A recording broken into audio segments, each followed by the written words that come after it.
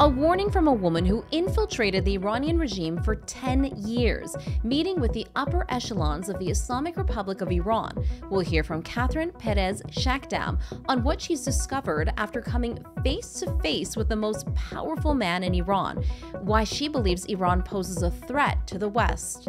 I'm Negar Moshahedi, and this is Eye for Iran. Perez-Shakdam joins us now. Catherine, your story, not to sound cliche, but it's like something out of a movie, and I have so many questions, but let's start with how this all unfolded. You concealed your identity and spent almost a decade as an Iranian sympathizer. Now, in a country like Iran, where many of the ruling class are considered by many observers as paranoid of Westerners, how and why did this start? I was married, not anymore, to a man from Yemen, Sunni Muslim, and we moved to Yemen for a little bit.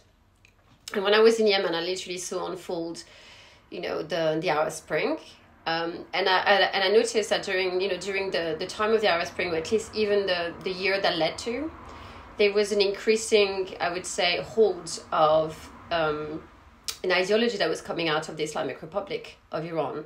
And I could see the change in Yemeni society, and I very quickly understood that actually a lot of the sectarianism, the anti-Zionism and anti-Semitism that was permeating through society in Yemen and actually across the Middle East and North Africa was coming out of Tehran. And I saw it as a form of colonization through indoctrination. And there was a desire to break into Yemeni society through the Houthis by arguing and using words such as revolution and liberation and an attempt to paint the regime of Ali Abdullah Saleh. And I'm not saying that he was a good president, but he was a president that was arguably elected democratically. It was a republic. But Yemen wasn't a bad country per se in comparison to the rest of the countries in the MENA region. But there was this cancer that was slowly developing within Yemen, and I could see that, for example, questions started to come up as to whether people were Sunni or Shia, and this is something that in Yemen, and again I knew that by through experience by living there, that normally were not present in society. People didn't really care.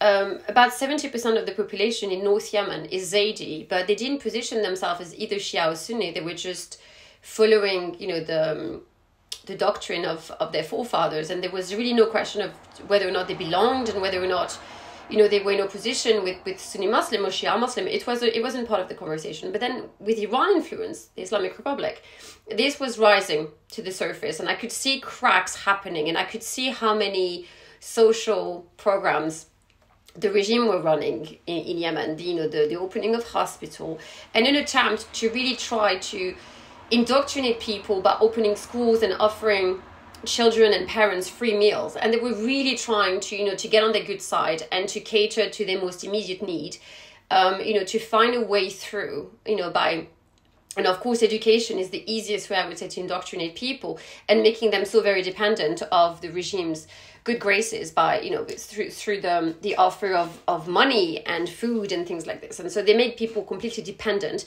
And I saw an entire country fall under the spell of the Islamic Republic. And I decided that since anti-Semitism that I had suffered tremendously under, and anti-Zionism was a thing that was growing, I could see that there was a threat, not just to myself, but to my people in general and my kids, obviously.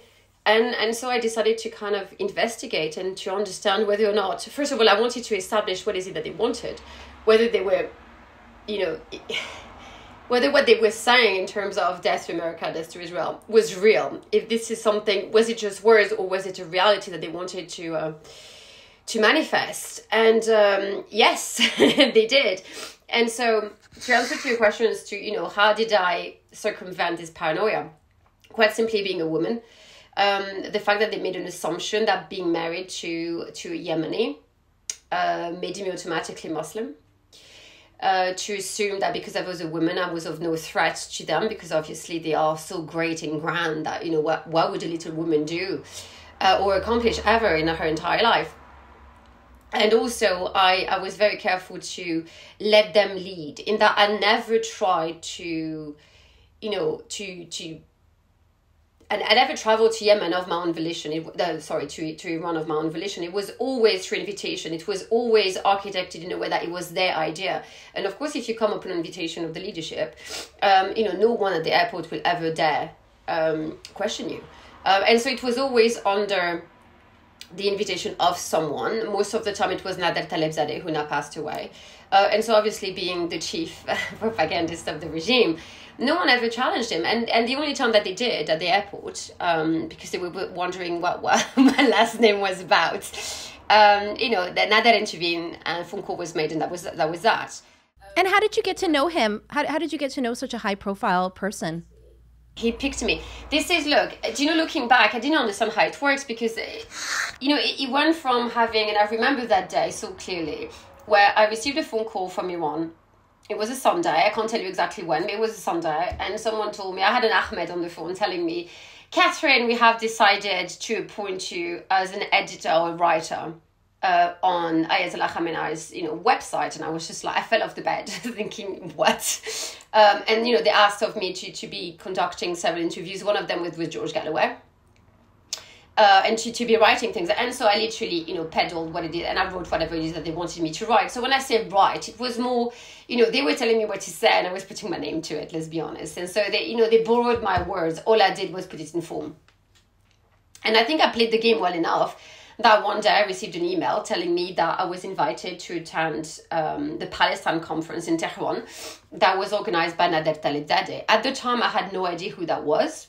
And I arrived in Tehran, and within two hours of landing, I was ushered into a coffee shop at a hotel in the center of Tehran, and there was, Nader, who I was told was someone very important. Again, at the time, I didn't realize that he was that important. And his wife was there, Zainab, and she's a Lebanese from South Lebanon, enough said. And we became instant friends, in that I very quickly understood that this is the girl that I wanted to be close to. And she was very kind to me, I have to be honest. She told me her life story. I told her what she needed to know in order to get into her good graces. And Nader was extremely welcoming and extremely kind. And from that day on, I became, more or less his protege. And the doors kept opening and opening and opening. And he's the one who arranged the interview with Raisi. He's the one who arranged so many, many things. And this is fascinating. So you were curious. This came from, your curiosity. You saw this infiltration. There was not just curiosity. There was a lot of anger. There was a resentment that was growing within me, and a rage. When I was in Yemen, I suffered. And I'm not trying to be overly dramatic. People have lived through anti-Semitism to a much greater extent than I did, and hopefully will ever have to. But something happens to someone when they are systematically, and I'm talking about an everyday thing over several years, when people attempt to strip you of your identity, attempt to slap another onto you, to tell you that you are nothing, an exercise in dehumanization, an exercise in trying to take your children away, and that to try to impose a certain ideology onto your children and rob them of their tradition and their past and their history. And that enraged me, because first of all, I was alone. I had no family around, and I had no way to express my anger, frustration, and fear, and to feel that your life is being thrown away, and that you made such a huge mistake that is impacting your children, that somehow could put your family to shame. And that my grandfather fought against Nazi Germany, and he was and remains to be the most important person in my life. And speaking of the regime, you mentioned Ayatollah Ali Khamenei, the Iran's supreme leader. I understand you had a one-on-one meeting with him. Can you tell us a little bit more about that? I'm really curious. Tell us what that was like. It was a strange experience. Look, it all started with a shisha. I know it sounds crazy. I was taken for a shisha. I can't remember the day exactly, but I think it was the first day of the conference, so it was, after the opening ceremony, and Ayatollah Khamenei showed up, and people literally lost their mind, passed out, screamed, cried. It was it was the first time for me where I saw what he felt like, the cult of the personality, and I was thinking those people are mad.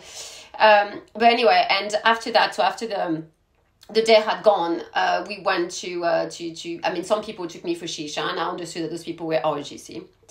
by the way that they moved and the way that people were not terrorized, but, borderline passing out of fear when they showed up. And they asked, we sat there and they asked me, so of course there was a woman there, and they asked me, what is it that, if I could ask for anything, what would I ask for? And so I was clever enough, I think, to, obviously not ask for, for a meeting, because I was thinking if I asked for that, it could be, I could be suspected of something else. And so I've asked for a ring, a token. And that was given to me the next day. And they told me, well, what about we arrange for a meeting with you and the Ayatollah? And I was thinking, well, how and why, whatever. And I was like, oh my God, it would be the, the best day of my life. So, I put on the show. But I didn't believe that it was going to happen. And they told me, well, when you go back to the hotel, we might call you. Went back.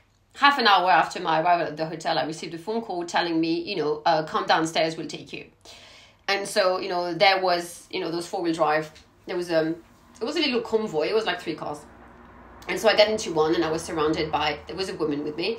I was surrounded, tinted windows, surrounded by, men in uniform. It was fun. And I have to say, it was an out-of-body experience, because I was so scared. It's not that I was scared. It's just like, I was almost watching myself thinking, this is not going to end well. This is a bit mad. I made sure to not look by the window. I was just literally staring at my shoes. And I was given very clear instructions. This woman was telling me, don't look at him directly. Do not speak unless you're spoken to. Did he look at you directly by any chance? I was looking over, like, kind of like, by the side of his head, over his head. And I tried to not make eye contact. So I can't tell you. And also, I can remember pieces. But I think it was almost traumatic for me, to the point where I don't recall every detail, and I think that if I was trying to, I would lie and be completely off. It was a bit muddled. What stood out to you? Like, what was he like? No, so two things. First of all, I thought it was quite comical, because I was thinking, like, how narcissistic can you be? I was received in this room, so there was almost like a separate, so when you get into the compound, you could see that it was a main building, and there was this massive tree, and then there was another. It was almost like a hall, like, some kind of a wedding hall. It was quite very simply, not, it wasn't grand. And it was like a big living room. And so I was ushered into it, and there was a chair in the middle of this room. And I had to sit on the floor while he was talking. And I was thinking, like, all right, Your Majesty. And it's just like, this stood out to me, because I was thinking, this is ridiculous. And then people were kind of like fanned out across the room with this woman that was kind of like staring at me the whole time. I could see that she was digging a hole into the back of my head. And he stood there, and he basically, he gave me a great lesson about, Imam Mahdi and whatever. I mean, it was like I was being schooled, and of course there was a translator. Well, what did he talk about? Well, he talked about, the Islamic Revolution and Ayatollah Khamenei and, everything that he had done for the country, and I was just like, you're fantastic. And then he asked whether or not I understood what the regime meant by, death to Israel, death to Israel. And I was just like, the country? And he was like, no.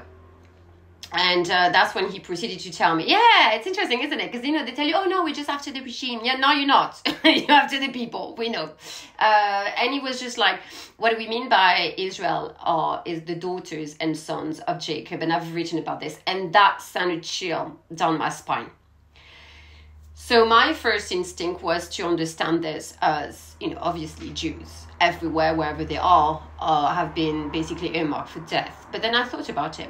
Jacob was a prophet because Jacob was renamed Israel by God. Jacob was a prophet who basically gave birth, literally, to the 12 tribes of Israel. But bearing in mind that Jesus was from the tribe of Judah, that includes Christians too. So really what he's saying is death to the Judeo-Christian world, starting, of course, with Israel, because everything started there. And that for me is something that people need to realize.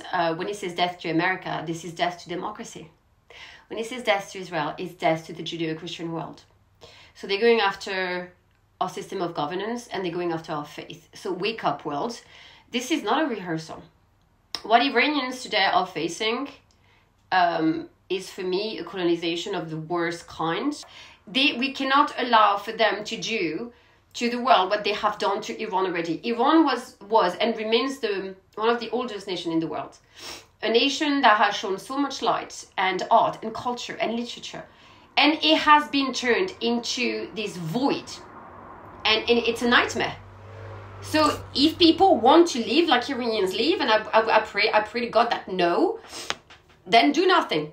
Do nothing. Sit on your hand and wait for them to come. But if you look at the desperation of Iranian women to the point where they are willing to stand alone with no protection whatsoever in front of their guns, remembering that they are mothers and they are willing to put their family in danger because for them not doing anything is death anyway, and that everything that could have been done to them has been done, then understand that this regime is so evil that those women are willing to sacrifice everything and to leave their children defenseless in order to give them a potential future. So if you do not understand this kind of desperation, I'm at a loss. Humanity has already fallen. But I believe that good people will fight. And Israel is there in the front line. But Israel cannot do it alone. And I refuse to believe that people will allow to hide behind Israel and wait for us to give our blood, our life, so that maybe one day they could have a cushy life. I refuse. You go fight. Fight for your children, fight for your family, fight for your future. So yeah, that was kind of like what led me to do what I did. And I'm glad that I did it. And what was he like in terms of, was he polite? Was he soft-spoken?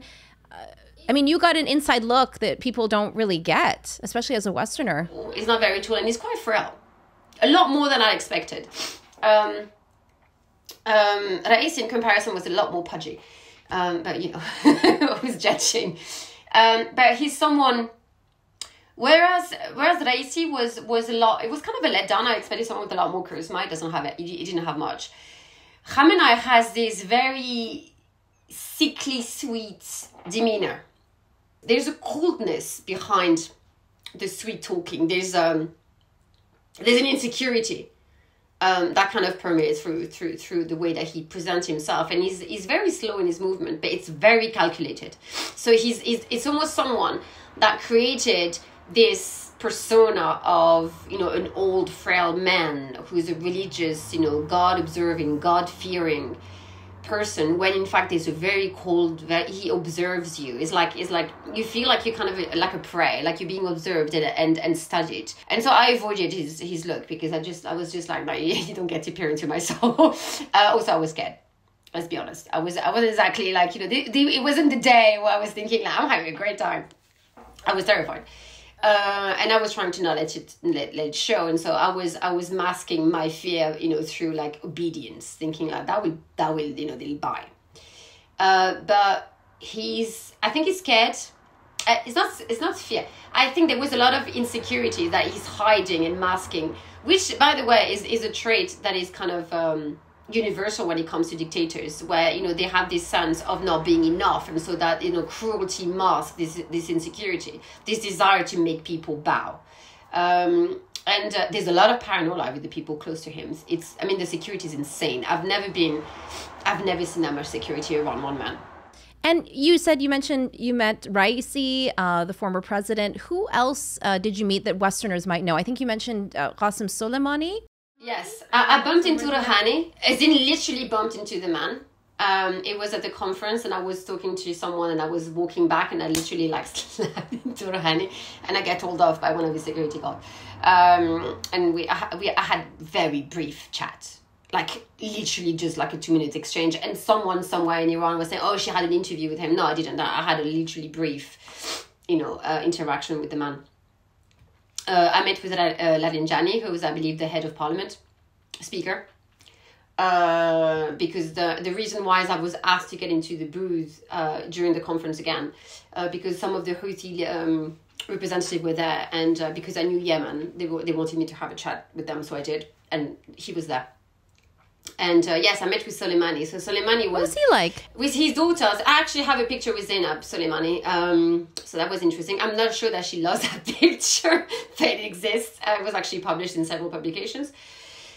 It was in Karbala that I've actually met her and met him in the house of someone. And it wasn't a very comfortable conversation. He was a killer. What do you mean by that? It wasn't comfortable? What do you Oh, mean? he has. Oh, he's terrifying. Terrifying. I've never met someone that terrified me more than that. Why is that? What was it about him that was so terrifying? No, his eyes, and I'm going to sound philosophical, and people may roll their eyes. They can say what they want. I was in front of him. Someone, no soul is gone. There's nothing but void, and I've met people who have taken life before, and there's something in their eyes that tells you that they have. With him, it was you could tell he enjoyed it. It's someone who liked to. Do you know when cats play sometime with their prey? And they make them suffer a little bit. It's kind of it's a mind game almost. Very much like that. Someone who had a very kind of sadistic undertone to him, and a desire to see how he could hurt you or manipulate you psychologically. I did not enjoy that conversation. Again, I didn't speak much, and I tried to make it short as much as possible. And I was trying to literally disappear from the room because I remember he called one of his aide. Was there anyone who surprised you, who turned out to be what you didn't expect? Yes, but I think I would endanger them if I was to say something. But not everyone is bad there. That's what I'm going to say. Can you elaborate without revealing any names, what you mean by that? Women. You would be surprised. Some women, I wouldn't say that they are resisting in that, they're limited into, I'm talking about close to the regime. Some women, and I think it's because women are mothers, and that there's a point where women I think they can understand that, things are not okay. And being wives of, I think they try to avoid the worst to happen. I'm not saying that they can, but they try. And I had conversations with some of them. They want out, and they're trying to find a way, and they're trying to fight, but it's hard and it's limited, and they risk their lives, and also to a degree, if they were to really show their true colors, they won't be able to maybe do something when it's needed.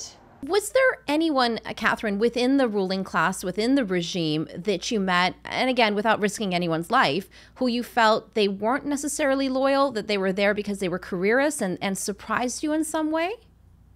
Yes. Look, especially, actually you would be surprised. I expected, because look, I lived in Yemen, so I knew from experience again, that not everyone within the regime, any regime, is just there out of conviction. Some people are just there because they want to survive. Some people, I will say this, when it comes to Iran, actually still hold all loyalties. People can understand that however they want. And they're there because they have to.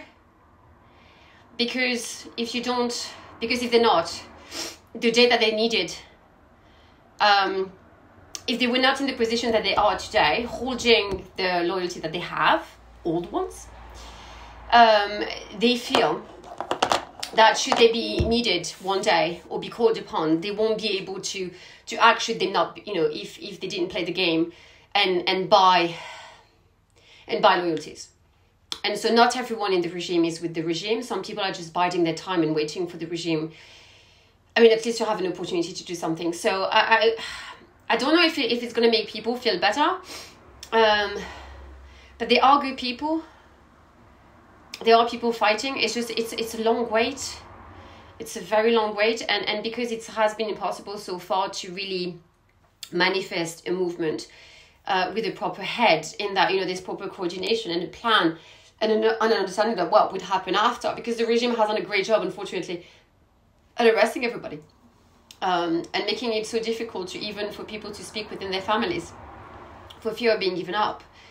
That it takes time and it's painful, but yes. And also you have people who are just there because it's convenient and they make money, and they're money grabbers, and they're willing to sell their soul in order to do that, which is sad. But again, those people could be turned. I'm not saying that those people are good people. What I'm saying is that those people could be useful people. And did anyone in the ruling class reveal any secrets to you? That's a very good question. I can't answer that. Not at all? Not even maybe a tidbit of potential? Oh, I did. I talked about the mapping out of the Jewish communities in the diaspora. So that was one. I don't know if people are thinking, Josh, the nuclear codes. No. Do I know where they are? No.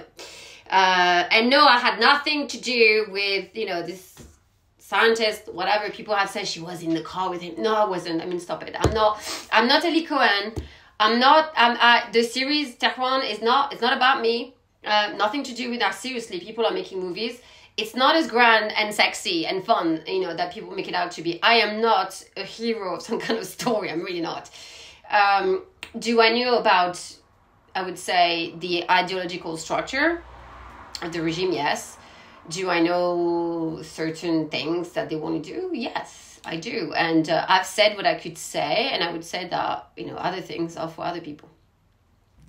And, did anyone at any point doubt your allegiance? Did you run into any trouble at all? Well, no, I'm not going to say no. So there was one guy that could not stand me. Who actually had a very pathetic attempt at speaking French. So that was quite funny. He really didn't like me. It was in Iran. But I think it was more to do with the fact that I was a woman and I had still had an opinion about things, and I'm still me. And I had, I was not someone that people could easily shut up. And so, I think he took a very profound dislike. There was another gentleman in the UK, I'm not going to say his name either, Iraqi, who tried, and I was thinking like, ooh, this is not good, where he took one look at me and was just like, that woman is Jewish and she's working with Israel. I was just like, okay. And I tried really hard to, I was just like, I had to really put on a show to try to, dispel. Because that's someone that went around and someone who had quite a lot of influence. But again, how did you do that? How did you gain everyone's trust like that? I'm a woman. I mean, it's just you start crying and I'm married to a Yemeni. What are you talking about? I was wearing a headscarf. I mean, come on. I played the game for a very long time. It wasn't fun. I was dying inside. You know what it does to someone to have to live a life and a lie for 10 years? And to the point where I literally physically could not stand myself anymore. How did you cope? How are you coping right now, coming out of it? By checking myself out into a box somewhere. Because you can't pretend for 10 years. So I had to literally dissociate. Where I wasn't myself anymore. And one day, do you know, like things like you can't keep up the charade? I mean... the real me was dying to come out. I was suffocating, and one day I just couldn't. I just felt physically sick. I heard Farsi, and I was just like, you know what? If I heard one more time, like your stupid slogan for the regime, and I had enough of people saying death to Israel. I was like, I'm a Jew. I'm sitting right here, and now I take offense, okay? And I just couldn't say it. And I was, I can't do it anymore. And I hated them. I hated them so much. For everything, the way that they were talking about my people. And I was like, no more, I can't. And it's just like, the whole, this armor that I had built, this box that I had made, and I put Teflon and iron, and I tried to, build it as best as I could, just cracked. Couldn't. I felt sick, and I there's a point where you're thinking, who am I anymore? Where I was disappeared, and it took me a long time, and I think for my mental health, and I had to be selfish. I just checked out. I couldn't. Was there at any point, Catherine, where you became that person that you were pretending to be? Did you ever have a moment? Do you know? So I'm gonna tell you a story. It was not really a story, but I watched the series on Eli Cohen that was done on Netflix, and which, by the way, was a true hero of Israel. And I remember there was and I mean, look, I would never compare myself to Eli Cohen. There's not even like, between me and him, there's an entire universe. But what I'm saying is I could understand what he was saying, because that's how I felt, and I couldn't put words to it. Where he speaks to a friend of his who knew of his double identity, and he was saying he couldn't tell the difference between the him in Syria and the him in Israel. That he didn't know who he was anymore. Was he this person or that person? And that happened to me, where you lose yourself so much, and it's not like you become that person, but it becomes almost like it's like a uniform that you put on out of habit, and you find yourself being on autopilot to say things, to move certain ways, and it's just it's almost hypnotic, and it does something to your mind that is really hard to wash away. And it took me about a couple of years to really kind of like clans, it messes with you a great deal, because I feel I was like, I felt it was almost slipping into my soul and perverting it, because I was losing sight of who I was. And even sometimes, because obviously I had to learn about, the Islam and the stories and everything. And to the point where sometimes I was mixing up the stories, where, this Islamic version of, the stories of our prophets was muddled in my head. And I was just like, I can't do that. I can't start losing my heritage. And so I had to stop. And it's been difficult. And sometimes I catch myself misremembering. It upsets me. It's very upsetting, because I'm like, I lost a piece of me to this. I'm glad I did it, but it's difficult to live with. How often did you visit? Sorry to interrupt, but how often did you visit then? Look, it was the span of 2 years when really like the doors were open to me. 7 times, give or take. So it wasn't because again, you have to be invited. It's not like I showed up in Iran and say, "Ooh, let me visit." You can't do that. You have to have a reason. You have to have an excuse. You have to have an invitation. Because if you don't and you start showing up, people will ask questions, and you need to be careful. And I had a handler with me the whole time from the RSGC, because they don't want you. As when you're being propped to become a mouthpiece of the regime, they can't allow you to go and meet with people just in case you're gonna talk to the wrong people. And I still did speak to the wrong people. Well, at least they found me. And they had conversation, and they were taking a risk because they didn't know me. And I mean, I could have been for real that person that was really in awe of the regime, and I wasn't. How did this all end? How did this get? When did you say that enough is enough? I was asked to write Khamenei's biography. Wow, really? Yeah. I still have the files somewhere and the exchanges, the email exchanges. And obviously, I was like, okay. And so they sent me. I mean, look, when I say write, it was like, oh, you could put your own interpretation of it. No.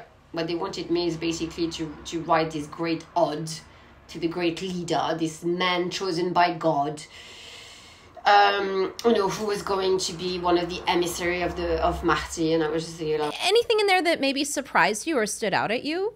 No, the fact that they flat out lie, by making him someone that he's not, and making almost, like trying to angle the reader to believe that he's like Al-Khurasani, the guy that, is going to accompany Imam Mahdi when he frees Jerusalem. Come on, just like, please, like.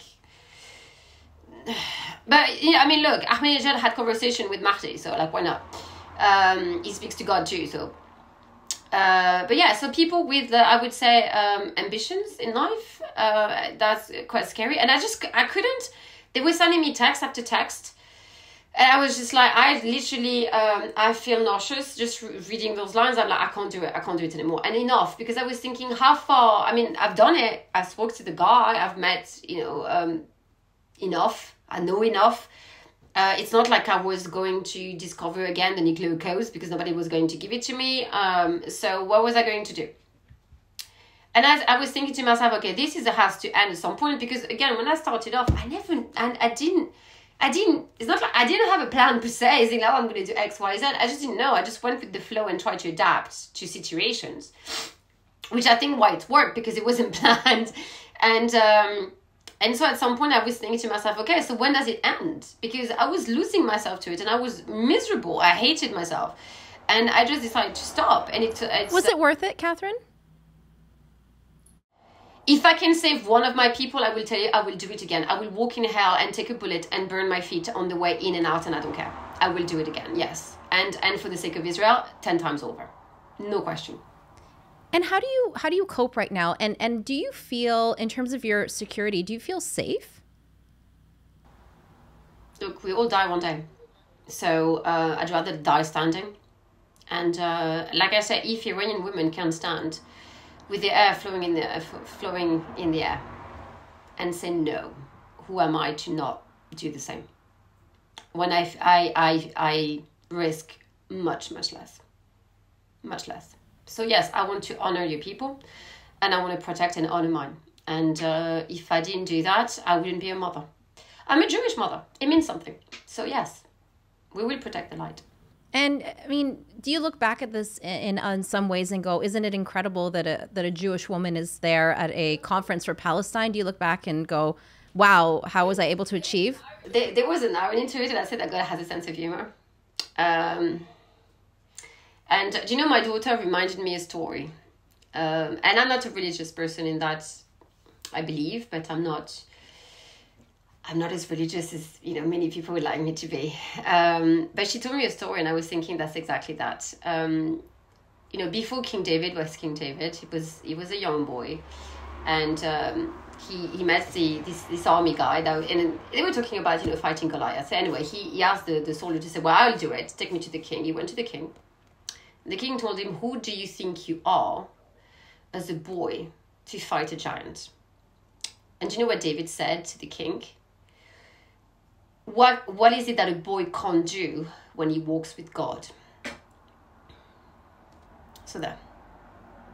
Well, we'll leave it there. Thank you so much, Catherine, for your time and for opening up about your experience. It's quite incredible. Thank you. You can always weigh in on the discussion in the comments below. We'd love to know what you think. The Eye for Iran podcast series is created by Iran International, the go-to destination for expert Iranian news in both Farsi and English. For more, head to our dedicated English website, iranintl.com/en.